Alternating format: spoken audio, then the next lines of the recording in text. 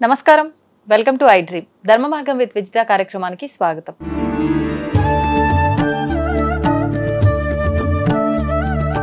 ప్రస్తుతం మనతో పాటు ఉన్నారు ప్రముఖ జ్యోతిష వాస్తు పండితులు బ్రహ్మశ్రీ అన్నవరపు తిరుపతి మూర్తి అవధాని గారు. ఇప్పుడు గురుగారితో మాట్లాడి మరిన్ని విషయాలు తెలుసుకుందాం. నమస్కారం గురుగారు. ఓం శ్రీ మహాగణాధిపతయే నమః. గురుగారు, భగవంతుడి విషయానికి వస్తే మనందరము అంటే కోరికలు కోరుకుంటూనే ఉంటాం ఏదో ఒకటి. నిజంగా మనం కోరే కోరికలన్నీ కరెక్టేనా? అసలు భగవంతుడిని ప్రత్యేకించి అడగాలంటే ఏదైనా కోరికలు ఉన్నాయా? నార్మల్గా మనం ఏ ఆరాధన చేసినా ఆరాధనకి మాత్రమే సంకల్పం ఉండాలి మినహాయిస్తే కామ్యం అనేటువంటిది కోరిక ఏది కోరవలసిన అవసరం లేదు. మనం ఎందుకు చేస్తున్నాము అనేటువంటిది ఆయనకి తెలుసు. అయితే భగవంతుణ్ణి ఖచ్చితంగా కోరవలసినవి అడగవలసినవి 4 ఉన్నాయమ్మా. ఈ 4 తప్ప మనం అన్నీ అడుగుతాం. ఈ 4 ఒకటి ఉంది. అదేంటి? ఒక విధానంలోనే 100 సార్లు అడుగుతాం. మొట్టమొదటిగా భగవంతుణ్ణి మనం అడగవలసింది ఆరోగ్యం, తర్వాత ఐశ్వర్యం, తర్వాత కీర్తి, తర్వాత శత్రువు అనేవాడు లేకుండా ఉండాలి. ఈ 4 మాత్రమే ఖచ్చితంగా భగవంతుణ్ణి అడగాలి మనం. ఐశ్వర్యం గురించి అడుగుతూనే ఉంటాం కదండి మనం ఎప్పుడు కూడా. అదే అన్నా నేను ఇందాక. ఒకే విషయం గురించి మనం 100 రకాలుగా అడుగుతాం. ఐశ్వర్యము అంటే డబ్బు ఒక్కటే కదమ్మా. చక్కటి సంపద, సిరులు, సంతానము, అనుకువగా ఉండేటువంటి భార్య, ఎప్పుడూ కూడా మనస్సుకు దగ్గరగా ఉండేటువంటి భర్త, ప్రేమానురాగాలను ఎప్పటికప్పుడు పెంపొందించేటువంటి తల్లిదండ్రి, అక్క, వీళ్ళందరూ కూడా కలిసి ఉండేటువంటిది ఐశ్వర్యం. డబ్బు ఉంది, 1 కోటి రూపాయలు పంపకాల్లో వచ్చింది అనుకుందాం. కొట్టుకు తింటాం అక్కడ. నన్ను ఎత్తుకుని పెంచాడుగా అన్నయ్య, రూపాయి అన్నయ్యకి వెళ్తుంది, అయితే నష్టం ఏంటి అని తమ్ముడు అనుకోవాలి. నేను ఎత్తుకుని పెంచా తమ్ముడిని కాబట్టి రూపాయి తమ్ముడికి ఇద్దామని అన్నయ్య అనుకోవాలి. అలా ఎవరికి వాళ్ళు తండ్రి ఇచ్చినటువంటిది ఆస్తి, మేము సంపాదించింది కాదు. ఎవరికి ఏది లభ్యమైతే వాళ్ళకి అదే దక్కుతుంది అన్నట్టుగా ఉండేటువంటిది ఐశ్వర్యం.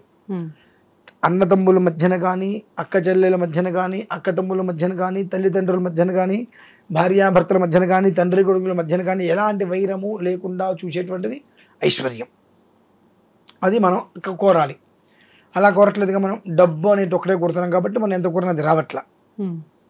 2, మరి ఆరోగ్యం అనేటువంటిది మనం కోరుకోవాలి. ఆరోగ్యం అనేటువంటిది భాస్కరుడు మనకి ఇస్తూ ఉంటాడు. ఆ భాస్కరుడు మనకు ఆరోగ్యాన్ని ఇవ్వాలి అంటే ఈశ్వరుని ఆరాధన చేయాలి. మండలాంతర్గతంగా ఉండేటువంటి ఈశ్వరారాధన కనుక చేసినట్లయితే చక్కటి ఆరోగ్యం మనకు సంప్రాప్తమవుతుంది. ఆరోగ్యం మనకు లేదు, అమోఘమైన ఆయుష్ ఉంది, సంపద ఉంది, ఏం చేస్తాం మనం? మంచం మీద ఉండాల్సిందే. కాబట్టి చక్కటి ఆరోగ్యము, ఆయుష్ 2 ప్రధానంగా మొదటి భాగంలో కోరుకోవాలి. 2 ఐశ్వర్యం. ఐశ్వర్య ప్రదాత ఈశ్వరుడు, మహేశ్వరుడు. మహదైశ్వర్యానికి కారకుడు మహేశ్వరుడు. ఈ అంటే ఏ రకంగా మనం అడిగితే ఆయన మనకు సంప్రాప్తం చేస్తాడు అంటే, ఈశ్వరుడు ఇచ్చేటువంటిది ఐశ్వర్యం, అది కనిపించదు. అమ్మవారి ఇచ్చేటువంటిది ధనం, అది మన అవసరానికి తగ్గట్టుగా కనిపిస్తూ ఉంటుంది. ఈ ధనంలో లక్ష్మీ ధనం, పిశాచ ధనం 2 ఉంటాయి. అదేంటండి పిశాచ ధనం అంటే? చెప్తున్నానమ్మా. లక్ష్మీ ధనం, ఇల్లు ఎప్పుడు లక్ష్మీధనం. ఇల్లు ఎప్పుడు ఎక్కడ పడితే అక్కడ విడిచిన బట్టలు పడేసేసి, ఉతికిన బట్టలు మడత పెట్టకుండా ఎక్కడ పడితే అక్కడ ఉండటం ఒక విధానం. ఎప్పుడు ఇల్లు నీట్గా శుచిగా ఊడ్చి మడత పెట్టేటువంటి ఎక్కడికక్కడ మడత పెట్టి ఇల్లు శుచిగా శుచిస్మితంగా ఉంటూ, బయట నుంచి భర్త ఇంటికి రాగానే తన భార్య నవ్వుతూ ఒక గ్లాసు మంచినీళ్ళు ఇచ్చి కూర్చుంటే, ఆ పిల్లలు వచ్చి నాన్న అని ప్రేమగా దగ్గరకు వచ్చినప్పుడు ఆ పిల్లలు తీసుకోవడం అనేటువంటిది లక్ష్మీప్రదం. ఏం ప్రదం? లక్ష్మీప్రదం. తన భర్త ఇంటికి రాగానే తన భార్య చూసేటువంటి చూపుకి తన భర్త పడ్డ కష్టాన్ని మర్చిపోగలగాలి. ఆ చూపుకి ఇంట్లో లక్ష్మీప్రదం నిలబడుతుంది. అదే లక్ష్మీధనం అంటారు దాన్ని. అలా కాకుండా పిల్లలకి చిన్నప్పటి నుంచి కొన్ని మనం నేర్పం, తద్వారా వాళ్ళు కాస్త తేడాగా వచ్చేస్తుంటారు. హాయ్ మామ్, హాయ్ డాడ్ అని రకరకాలుగా. ఇవన్నీ మాట్లాడినప్పుడు ఏమవుతుంది, ఇంటికి భర్త రాగానే ఎప్పుడు వస్తానో ఎప్పుడు వచ్చావు అనేటువంటి పదాలు, ఇల్లు మొత్తం అసహనంగా ఉండడం వలన పిశాచి ధనం అంటే ధన పిశాచి అంటారు దాన్ని. ఆ ధన పిశాచి ఏర్పడుతుంది. ఈ ధన పిశాచి అంటే ఎలా ఏర్పడుతుంది, ఎండమావుల్లాగా మనం ఒక పని మొదలు పెట్టాం, రేపు సాయంత్రం నాకు డబ్బులు వచ్చేస్తాయి, నాకు నా పని అయిపోయింది, పని అయిపోయింది, అక్కడితో మొత్తం అంతా అయిపోయినట్టే, నా పని పూర్తి అయింది, నేను అనుకున్న పనిటువంటి ఏదైతే ఉందో అనుకున్నటువంటి పని పూర్తయింది, పని అయిపోయింది అంటే పని అయిపోయింది అంటే అది పోయినట్టే, ఇంకా పూర్తి అయినది, పూర్తి అయింది, పని అయిపోయింది, ఆ పదాల ద్వారా అది వెళ్ళిపోతూ ఉంటుంది. ఇదేదో మనకు వస్తుంది బయట ఎక్కడో అప్పు చేసుకొస్తాం, అప్పు తీరదు, ఇది రాదు. దీన్ని ధన పిశాచి అంటారమ్మా, ధనలక్ష్మి అనరు, ధన పిశాచి. ఆ ఈశ్వరుణ్ణి మనం ఆరాధించే విధానాన్ని అనుసరించి ఆ ధనం రావటం, ఇంట్లో మనం ఉండే విధానాన్ని అనుసరించి ఆ భార్యాభర్తల మధ్య ఉండే సఖ్యత సంతోషాన్ని అనుసరించి ధనలక్ష్మి ఉండటమా ధన పిశాచి రావటమా అనేటువంటి విషయం ఉంటుంది. ఇకపోతే 3 కీర్తి. కీర్తి విషయం పక్కన పెడితే అపకీర్తి రాకపోతే చాలు భగవంతుడాన్ని కోరుకోవాలి.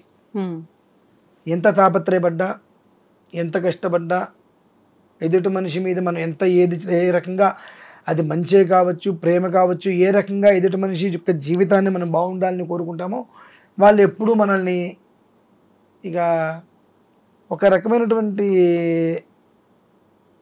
చులకనగా భావించి ఇంతేలే అన్నట్టుగా మాట్లాడుతూ ఉంటారు.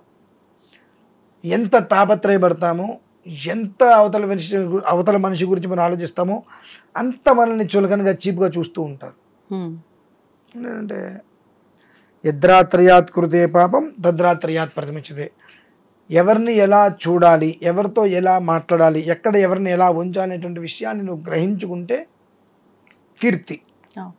అలా కాకుండా ప్రతి ఒక్క వాడికి నువ్వు వెళ్ళేదో హెల్ప్ చేద్దాం అనుకుంటే అవతల వ్యక్తి ఏమనుకుంటారు, నీకు ఏదో స్వార్థము, ఏదో అవసరం ఉంది కాబట్టి నువ్వు హెల్ప్ చేసావు, నీలో అంటే నీకు ఏదన్నా ఒకటి రిటర్న్ తీసుకోవాలని ఆలోచన లేకుండా నువ్వు హెల్ప్ చేయలేదు కదా అనేటువంటి ఒక కుచిత బుద్ధితోటి వాళ్ళు ఆలోచిస్తారు. అంతేకాని 10 మందికి ఉపకారంగా ఉన్నాడు, ఎవరి దగ్గర ఏది కోరలేదు కదా, రిటర్ను నాకు కష్టం వచ్చింది హెల్ప్ చేయండి అని అడగలేదు కదా, 10 మందికి ఉపకారంగా ఉన్నప్పుడు మనం ఏదైనా ఉపకారంగా ఉందామని ఆలోచన ఏమైనా ఉంటుంది ఎవరికైనా? ఉండదు. కాబట్టి కీర్తి లేకపోయినా అపకీర్తి లేకుండా నువ్వు చాలా కోరుకోవాలి. ఇక 4 శత్రువులు. ఆ శత్రు బాధ లేకుండా మనకు ఉండాలి. శత్రువులు అంటే ఎవరమ్మా? బయటవాడు ఎవడో కాదు, నిన్నటి వరకు మన స్నేహితుడే ఇవాళ మన శత్రువు. వాస్తవం. అంతకు మించి దరిద్రమైన స్టేజ్కి వెళ్ళి వెళ్తాడు.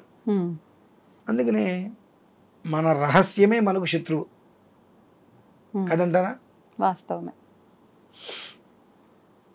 ఎందువల్ల ఇప్పుడు నేను ఒక మనిషిని కొట్టాను, తిట్టాను, నాకు తప్ప ఎవరికి తెలియదు కాబట్టి అది నా దగ్గరే ఉంటుంది. అప్పుడు నేను ఎప్పుడైతే ఆ విషయము ఇంకొక మనిషిని నమ్మి చెప్తానో ఆ క్షణం నుంచి నేను దినదినగంట 100 లక్ష నాకు అంతే. రహస్యంగా ఉన్నంత వరకు ప్రాబ్లం ఉండదు. మన రహస్యమే మనకు శత్రువై కూర్చుంటుంది. అవతల వ్యక్తికి చెప్పిన తర్వాత మనం ఏదైనా 2-3 విషయాలు వాడి ఇంకా ఏమన్నా మనం పడాలి. వాడిని ఒక మాట అనకూడదు, ఒక తిట్టకూడదు. గబిక్కిన ఒక మాట అరిస్తే రేపు వాడు ఏం చేస్తాడో తెలియదు. వాడు అవకాశాన్ని బట్టి వాడు ఎట్టు చెట్టినా దాన్ని తిప్పుకుంటూ ఉంటాడు. అప్పుడేమవుతుంది, మన రహస్యం మనకు శత్రువై కూర్చుంటుంది, ప్రమాదం తెచ్చిపెడుతుంది. కాబట్టి ఏది ఏం చేసినా నువ్వు ఒక్కడివే కూర్చొని చేసుకో. ఇంకొక మనిషిని నమ్మి నువ్వు చెప్పావా, ఏమో అదృష్టం బాగుంటే నీ జీవితకాలం ఆ విషయం దాచేసుకోవచ్చు. అదృష్టం బాగాలేకపోతే ఏ క్షణాన్ని బయటపడితే మన పరిస్థితి ఏంటి? కాబట్టి శత్రు అనేటువంటి వాడు నాకు లేకుండా చూడు తండ్రి అని 4 ఖచ్చితంగా మనం భగవంతుని కోరుకోవాలి. ఎందువలన శత్రు పీడ మనకు చాలా ప్రమాదం. ఒకళ్ళకి మనం ఉపకారం చేస్తాం, ప్రతిసారి చేయలేం. 4 సార్లు చేసి 5వ సారి మనం చేయకపోతే ఈసారి ఎందుకు చేయలేదు నువ్వు, 4 సార్లు మనకు ఉపకారం చేశారు కదా అనే ఆలోచన ఉండదు. ఈసారి ఎందుకు చేయలేదు నువ్వు అనేటువంటి మన మీద నిప్పులు చెలరేగుతూ ఉంటాడు. ఇటువంటి వాటిల్లో కన్నా మనం చాలా ప్రశాంతంగా ఉండటం అనేటువంటిది ఎప్పుడు అవతల మనిషికి ప్రాణం మీదకి వచ్చింది, మానం మీదకి వచ్చింది అన్నప్పుడు చెయ్యి, వదిలేసి. దాని అవతల వ్యక్తి ఎలా తీసుకుంటాడో నీకు అనవసరం. ఇకపోతే 3 ఇంకొక విషయం అందులోనే, ఒకళ్ళు మన దగ్గరకు వచ్చి ఏదైనా చెబుతుంటే మన గురించి అసలు మనం వినకూడదండి ముందు. అంటే దేని గురించి చెప్తుంటే? ఇప్పుడు నేనున్నాను, నాకు జరిగింది, ఒక అతను ఎవరు వచ్చి గురుగారు మీ గురించి ఎవరో ఏదో అన్నారండి అన్నారు. అది మనం విన్నప్పుడు మనకేమనిపిస్తుంది, రకరకాలుగా లోపల నుంచి ఇంకా రియాక్ట్ అయ్యి దానికి మనం ఏదన్నా ఎట్లా ఎట్లా అనుకుంటే మన ఆలోచన దృష్టిలో పెట్టుకుని అవతలకి ఇంకో రకంగా వెళ్ళిపోతుంది. కాబట్టి అసలు ముందు మనం వినకూడదు. ఇట్లా మీ గురించి అనగానే ఏమన్నా విన్నావా? విన్నానండి. విన్నది నిజం అన్నా, మీరు వినకుండానే ఏం విన్నానో తెలుసా? నాకు వద్దు, ఏదైనా కావచ్చు కాక అవతల ఒక వ్యక్తి నా ఎదురుగుండా అనలా, నా ఎదురుగుండా అంటే ఓకే, నువ్వు వచ్చి నాకు చెబుతున్నావు, నీ ఎదురుకుండా అతను ఏమన్నాడో నాకు తెలియదు, కాబట్టి నువ్వు విన్నది 100% నిజం, అందులో ఎలాంటి అబద్ధము లేదు. కావాలంటే నలుగురికి వెళ్ళి నువ్వు చెప్పుకో, దాంట్లో 4 రకాల ఇంకా జోడించి చెప్పుకో, నాకు వచ్చే నష్టం లేదు అనుకోండి, మనం చాలా ప్రశాంతంగా ఉంటాం. వాడు ఏం చెప్తున్నాడు మన కుతూహలం, అది ఎప్పుడైతే మనం వింటామో అప్పటి వరకు మనకు ఉన్నటువంటి మిత్రుడు కూడా మన శత్రువు అయిపోతాడు. అసలు మనం వినలేదనుకోండి, ఆ మిత్రుడిని మనం మిత్రుడిగానే చూస్తాం.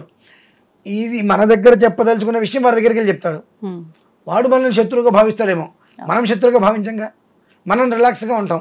మన మీద శత్రుత్వాన్ని పెంచుకొని వాడు నష్టపోతున్నాడేమో, మనం శత్రుత్వాన్ని పెంచుకోవట్లేదు కాబట్టి మనం చాలా రిలాక్స్గా ప్రశాంతంగా ఉంటాం. అంటే భగవంతుని మనం ఈ 4 కోరుకోవాలి. అయితే కోరుకుంటే సరిపోతుందా? ఆశ ఉంటే చాలుగా, సంకల్పం ఉంది, ఆశ ఉంది, ప్రయత్నం ఉండాలి, అది నెరవేరాలిగా. నెరవేరాలి అంటే చక్కటి మనకు మార్గం కనిపించాలి. ఆ మార్గం ఎక్కడ ఉంటుంది, ఎలా ఉంటుంది, మార్గం ఇదేని మనం ఎలా గుర్తుపట్టగలుగుతాము?